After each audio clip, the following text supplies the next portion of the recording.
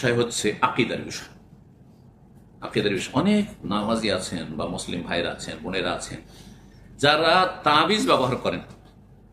নিজের গলায়, কোমরে, শরীরে তাবিজ, বাড়িতে তাবিজ ঝুলছে, হ্যাঁ, না হয় গাড়িতে তাবিজ ঝুলছে, এমনকি গাড়িতে ছিঁড়া স্যান্ডেলও ঝুলে, জুতাও ঝুলে।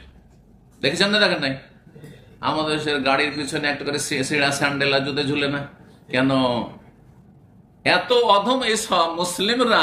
মুসলিমের গাড়ি যদি হয়, হিন্দুর গাড়ি হলে তো হিন্দুর কোনো আকীদাই নাই, কোনো জ্ঞানই নেই আসমানি দিন সম্পর্কে। কিন্তু একজন মুসলিমের গাড়িতে কি করে একটা ছিঁড়া স্যান্ডেল ঝুলে, একটা ছিঁড়া জুতা ঝুলছে?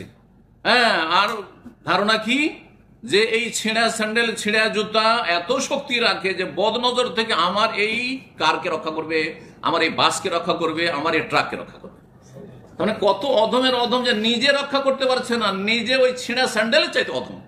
এবার বুঝতে পেরেছেন আমার কথাটা? মুশরিক এইভাবে অধম হয়। যারা শিরকি কাজ করে তাদের বিবেক নাই যে আমি যে ছিঁড়া স্যান্ডেলের চাইতে অধম হয়ে গেলাম, ফালতু হয়ে গেলাম, বুঝে না। খবরদার, তৌহিদ যখন বুঝবেন আপনি, তৌহিদ যখন প্রতিষ্ঠা করবেন, তখন জ্ঞানীর পরিচয় দেবেন আপনি। আর যখনই শিরক বিদআতে লিপ্ত হবেন, তখন ধর্মান্ধ হয়ে যাবেন। হ্যাঁ, অন্ধ হয়ে যাবেন আপনি, ব্লাইন্ড হয়ে যাবেন। না, অন্ধ হওয়া যায় হয়। চোখ খুলে চলা মানে দলিলের সাথে চলা, কাল আল্লাহ কি বলে, রাসূল কি বলেছেন, এগুলো চলবে না। চিন্তা করুন, আপনাকে একটা তাবিজ বাঁধা আছে, কি করে রক্ষা করতে পারে? কি করে রক্ষা করতে পারে? বলবেন যে তাবিজে ওই যে দুয়া লিখা আছে, সূরা লিখা আছে, সূরার নকশা লিখা আছে। এই নকশা করার অধিকার কে দিল? আচ্ছা, সূরাও যদি লিখে থাকে, সূরা লিখাতে বিভিন্ন ক্ষতি, তার মধ্যে এই সূরাটা লিখা আছে, গলায় কোমরে বাঁধা আছে, আর ওইটা নিয়ে আপনি গোসল ফরজ হচ্ছে, আপনার স্বপ্নদোষ হচ্ছে, সহবাস হচ্ছে, বাথরুমে যাচ্ছেন, এটা ভালো কাজ করছেন না মন্দ কাজ করছেন বলুন তো দেখি? না পাক জায়গায় নিয়ে যাচ্ছেন, না পাক শরীরে সেটা পড়ে থাকছেন। কেমন মুসলিম আপনি? কোরআনের কতটা আপনি বেয়াদবি করছেন, চিন্তা করেছেন আপনি? তারপরে আপনাকে একটা উদাহরণ দিই। কোরআন বাঁধা আছে, আপনি মনে করেছেন যে এতে আমার রোগ ভালো হবে বা বালা মুসিবত দূর থেকে আমি সুরক্ষিত থাকবো, হেফাজতে থাকবো।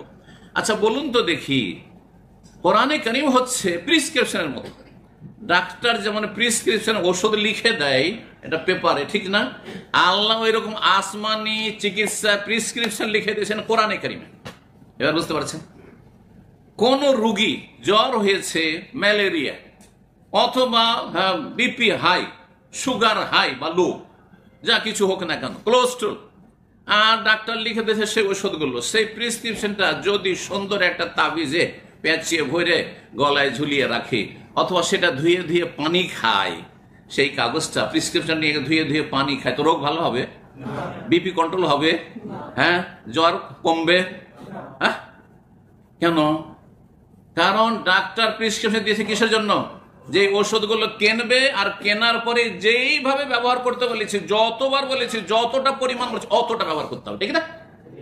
ঠিক ওই রকমই আসমানি প্রেসক্রিপশন কোরআনে কারীম, সেটা আপনি ধুয়ে পানি খাবেন, লিখে বাটিতে লিখে, অথবা তাবিজে বেঁধে দেবেন আর সেটা ঝুলাবেন। তাতে কি করে আপনার রোগ ভালো হবে, বালা মুসিবত দূর হবে?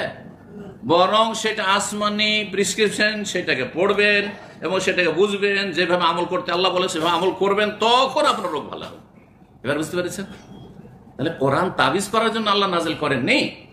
কোরআন আত্মরক্ষার জন্য, শরীর রক্ষা করার জন্য নাজিল করা হয়নি এইভাবে, বরং কোরআনের উপর আমল করে আপনি দিন দুনিয়া সুন্দর করবেন, এই জন্য আল্লাহ কোরআন নাজিল করেছে।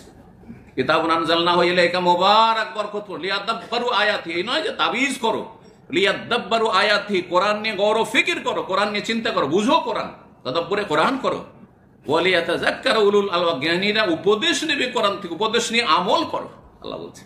এই জন্য আল্লাহ কোরআন নাজিল করেছে। তো তাবিজ ঝুলাবেন না। তাবিজ, আমাদের জমি জায়গায় তো তাবিজ থাকে। আমরা গ্রামে গঞ্জে দেখেছি আমের গাছে তাবিজ ঝুলছে, বুঝছেন না? নকশা ঝুলছে, সূরা মারিয়ামের নকশা, আরবি রাতের নকশা তৈরি করেছে। দেখবেন সূরা কাফ, সূরা মারিয়াম, এক এক ফজিল। সূরা মারিয়ামের নকশা যদি গাছে ঝুলান তো খুব বেশি ফলন হবে। আমের গাছে নকশা ঝুলছে, ওই লিচুর গাছে নকশা ঝুলছে। শিরক এগুলো। নবী করিম সাল্লাল্লাহু আলাইহি ওয়াসাল্লাম, মান তাআল্লাকা তামিমাতান ফাকাদ কাফারা আশরাক বা ফাকাদ আশরাক, যেই ব্যক্তি তাবিজ লটকাবে সে শিরক করলো। দুই রকমের শিরক, বড় শিরক হইতে পারে, ছোট শিরক হইতে পারে। যদি মনে করে তাবিজই আমাকে রক্ষা করবে, তাহলে বড় শিরক।